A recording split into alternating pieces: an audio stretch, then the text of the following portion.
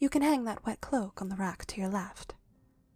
I sent Hubert to find you a change of clothes as soon as we entered camp, so we can get you out of those ones shortly.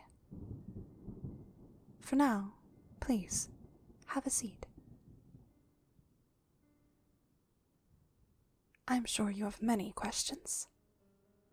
I had hoped to escape Thunder Catherine's notice, but it seems she is sharper than I gave her credit for. At least the storm she conjured is dying down. Petra will ensure we weren't followed, so we have nothing to worry about now that we've reached our camp. Yes, I do believe formal introductions are in order. My name is Edelgard von Hresfelg. I am the leader of the Black Eagle Strike Force.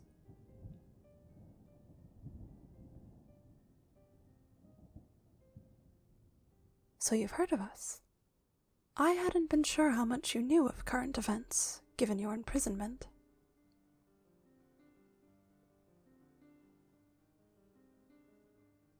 Well, word travels fast. Would that we could have been the ones to find you in the days that followed our separation. Unfortunately, we've found ourselves a few steps behind ever since our escape.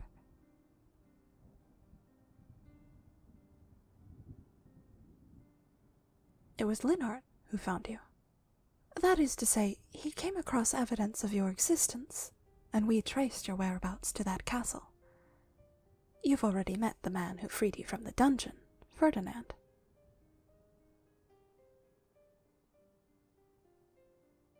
There will be time to meet everyone. I'm sure they're all quite eager to make your acquaintance.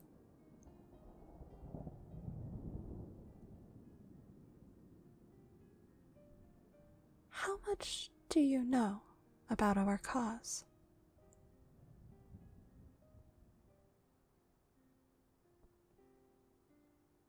I see. In the barest sense, that is correct. We will no longer abide by the Dragon Queen's oppressive hierarchies and supernatural segregation. The Dragon Queen may insist it was the War of the 10 Elites that instilled so much hate and fear among humankind against supernaturals, but she refuses to take accountability for the centuries of misinformation and isolation she has perpetuated. The 10 Elites planted the seeds of fear, but the Dragon Queen has cultivated it for generations.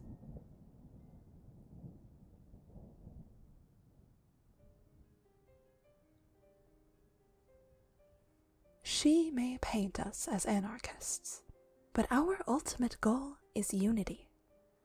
Right now, when a human is turned or otherwise has supernatural traits manifest, they are spirited away in the dead of night by a squadron of the Dragon Queen's enforcers, stolen from all of their friends and family, and ferried off to an entirely different world they have no experience in and no support system to guide them through the upheaval. Understandably, most people find such a fate terrifying. This means freshly turned supernaturals will try to suppress and hide their new nature, never seeking help or guidance in how to manage their new condition. Then a full moon rises, or their new bloodlust surges out of control, and instead of being prepared to handle it safely, they rampage and harm their neighbors and loved ones. That, in turn, creates fear among humans, whose only interaction with supernaturals are the unsupported and out of control.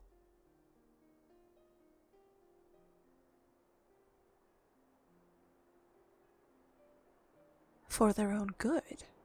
I assure you, any claims that the segregation is for the benefit of the newly turned and their human families is pure propaganda.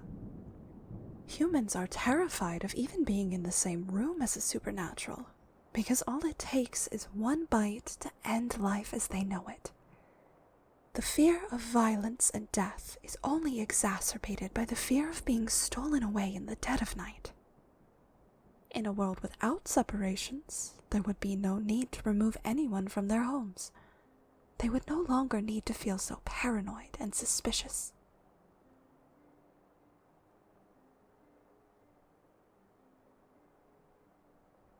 Our goal is to open the borders between human and supernatural settlements, allowing experienced supernaturals to safely guide newly turned individuals, which would reduce the casualties on both sides.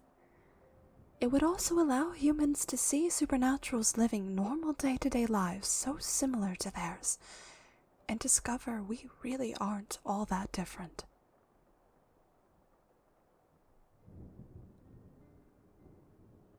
Me? I don't see why it should matter to you whether I'm a human or a supernatural. In fact, I rather think such things only enforce the hierarchy I wish to dispel.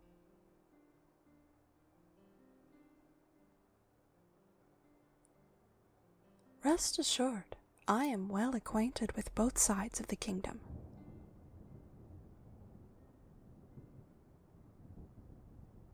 You'll find the Black Eagle Strike Force hosts a wide range of origins and stories. Some of our members were raised in traditionalist supernatural households. Others were turned. Some represent the rare pro-supernatural humans, and some found themselves rejected by the hierarchy and exiled beyond the safety of any community. The choices I've made and the cause I fight for, the cause we fight for, was not built in ignorance or naivety.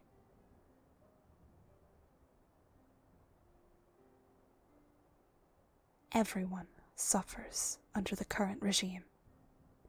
When humans lash out at the mere presence of a supernatural, the supernaturals grow paranoid and fearful of humans as well.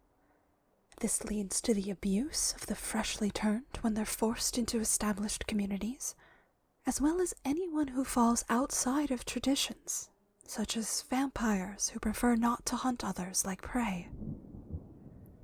The Dragon Queen can claim it's the fault of traditionalist supernaturals closing out new blood, but her segregation practices enable that behavior. In fact, they encourage it. Any departure from the norm jeopardizes the hierarchy and must be oppressed or shut out. And where can those exiled supernaturals go?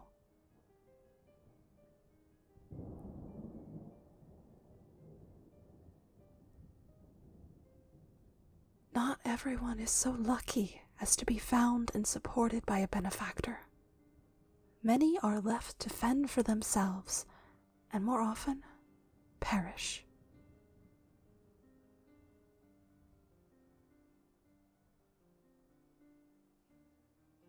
Unfortunately, no.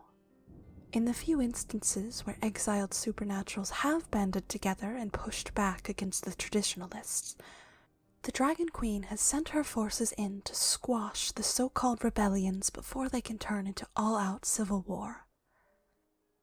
She claims it's to protect the kingdom's stability, but traditionalists take it as an endorsement of their actions. The turned and exiled are left in fear or resentment of a perceived dictator, while rumors of phantom enforcers spread throughout the land. There is no camaraderie, no stability, no safety. It's time someone put a stop to it.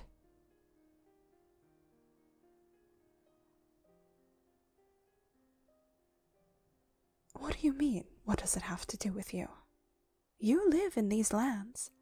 You cannot escape its politics. Though, if you are asking whether I have ulterior motives in telling you all this, well, I will not force you into anything.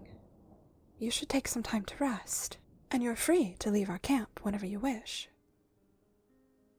But we were hoping you would see the value in our cause and lend us your strength.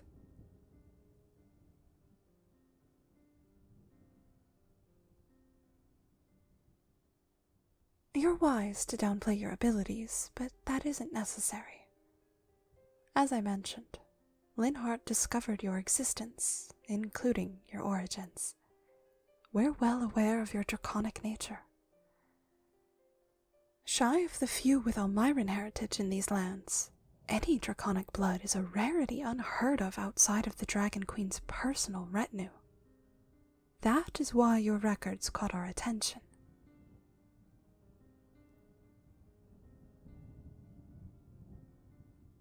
I don't say this to pressure you, but you may very well be our best chance at victory.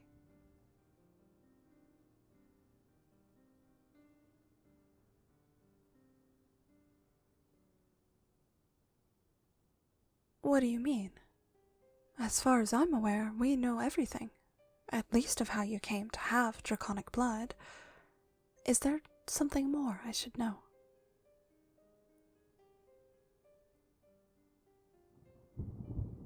Oh, quite the opposite. How far back do your memories go?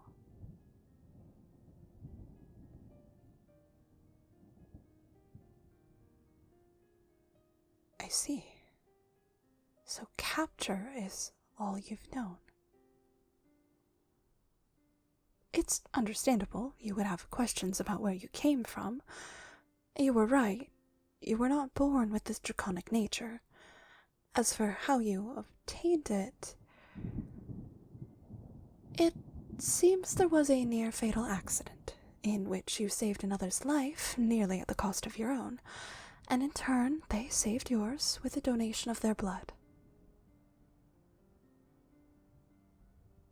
No, not one of the monsters living in that castle. Once Linhart discovered records of the transfusion which saved your life, we began searching for you. It took some time, but we were able to string together sightings and records of your deeds, helping villages across the kingdom, until we struck a dead end. Then we discovered a connection between you and the series of disappearances.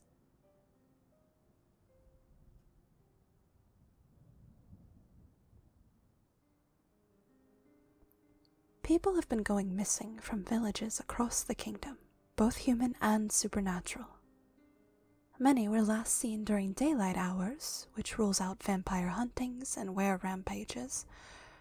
The environments and settlements ranged anywhere from small fishing villages to the icy cities of the north. But as we looked further, we noticed several different accounts of a sulphurous scent in the air on the day the victims vanished. And at the same point in time where your path ended, the kidnappings stopped.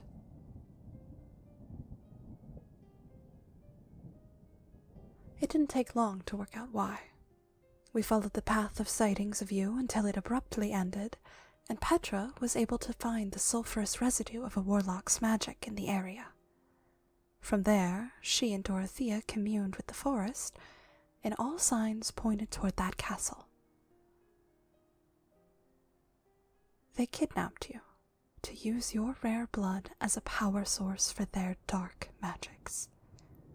And once they had you, your power was so strong, they no longer needed to capture anyone else.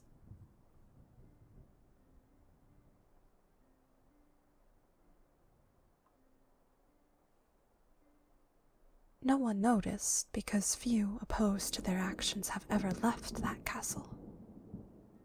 There's a spell cast over it. Any who enter against either their own or the master's will find all memories prior to entering a blurry haze. The mages there also actively cast on their hostages to keep them delirious and uncertain.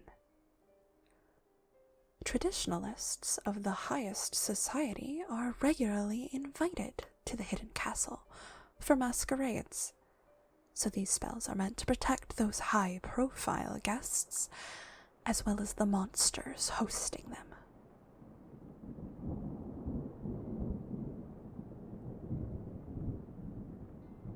I had thought perhaps your power would have helped you to resist their magic. It used to be. I suppose they've learned their lesson after.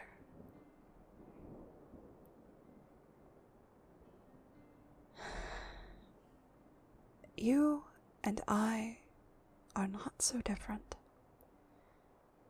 As I said, the castle has remained hidden because the only people who've known about it were willing participants in that oppression, or victims of it.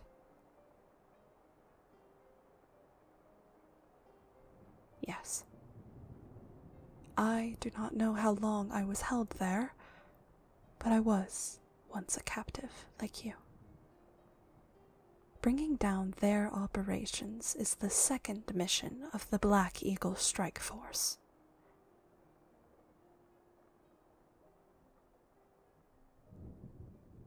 It's been some time since my escape. To my knowledge, you and I were not held at the same time. They must have increased their spells and security since I broke free.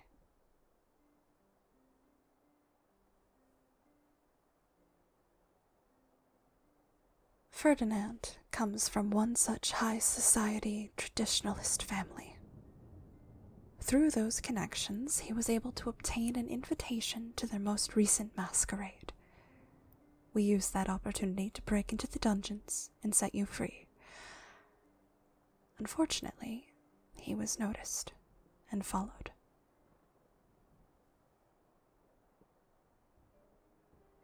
Indeed.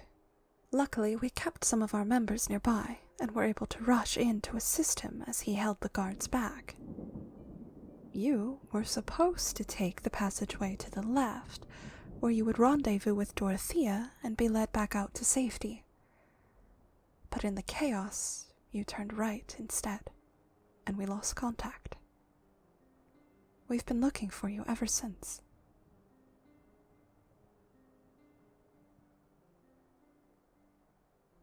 No need to worry. Everyone made it out safely. We're just glad to find you safe and sound as well.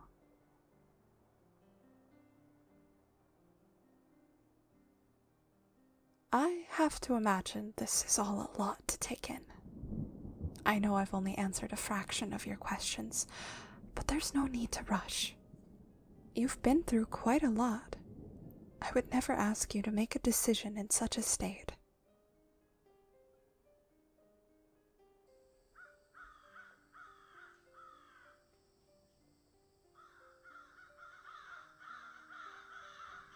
That'll be Hubert. Go on, get changed, then get some rest. In the morning, ask to speak with Dorothea. She'll give you a tour of our camp and introduce you to the rest of the force. We can speak more once you've had some time to settle.